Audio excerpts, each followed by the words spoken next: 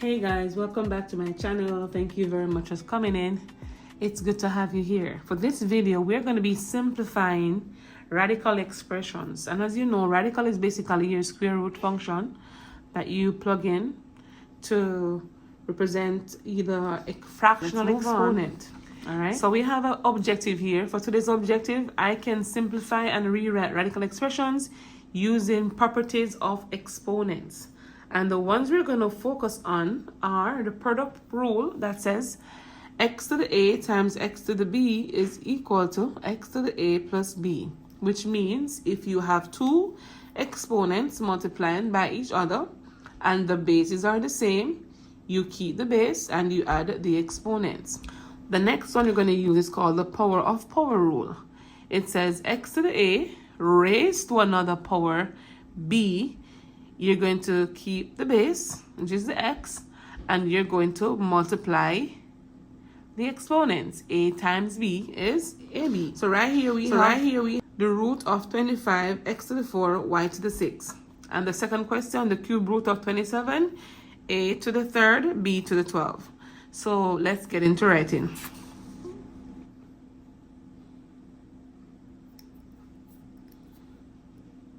So we have the square root of 25, x to the 4, y to the 6. All right, y to the 6. It's a little bit skanky, but forgive me on that one. So when it comes down to this, guys, remember that if you see a square root that doesn't have a number on the outside, a 2 is right here, okay? And this 2, we can also rewrite this as something in parentheses raised to the half. That's one thing for us to remember. So how I want to teach this concept is for the students to separate the coefficients from the variables and keep them in the same format. So it can be done like it's root of 25, the root of x to the 4, and the square root of y to the 6. All right. So when we have it like this, guys, what we're going to do is to simplify each step. There are different ways you can do this, but I'm going to teach you the simplest way I think will work for everyone, regardless of whatever level you are. So the square root of 25 is going to be a counting number you multiply by itself 2 times. So it's going to be 5 times 5. And in this case, we're going to get 5 for the base. So 5 times 5 is 25. So root of 25 is equal to 5.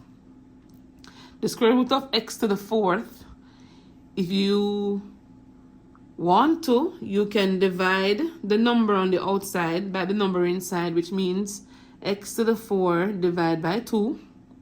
And dividing by 2 here is the same as saying x to the 4th raised to the half. And that's where the power to power rule that I just showed you came in. So this power to power rule right here, exponent raised another one will give you the multiplication. And that's what you're seeing right here.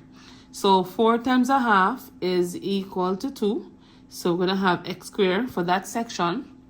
Then we have the square root of y to the 6, the same thing. So we're going to have y to the 6 raised to the half.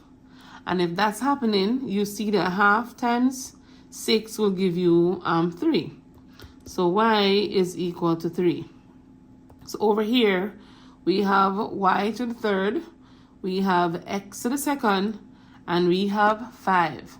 Some people will keep them in one line. I don't mind separating them because the concept remains the same, all right? So we're going to bring all the numbers together. So the answer is 5x squared y to the 3rd. And right here, you go for your answer. So leaving from the square root of 25x to the 4 y to the 6, we're now at 5x squared y to the 3rd. And as I said, there are different ways you can approach these questions. It's up to you which method works best for you and for you to keep working on that method, okay? So that's the method I choose for this video today. It's going to be the cube root. It's a very big 3, but that's fine. Of 27 a to the 3rd, b to the 12. So the same thing happened as we did, guys. I'm going to separate them. So the cube root of 27 times the cube root of a to the third times the cube root of b to the 12. So you can either choose to divide each number under the exponent under the radical sign by 3, or you write them as a fraction, because cube root means whatever raised to the 1/3. All right, so we're moving from that understanding. So here we go. What number do you multiply by itself to give you 27? 3 times, that will be 3.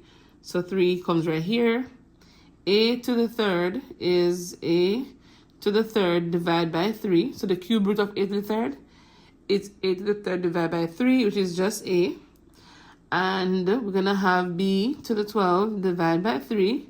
12 divided by 3 is 4. So we're going to have b to the 4 here for the final answer. And that one was pretty easy. If you don't understand it this way, you can always write it a to the 3 raised to the 1/3. You can also write b to the 12 raised to the 1/3. Why did I put it to 1/3 again? Because cube root means whatever your radicand is to the 1/3 power.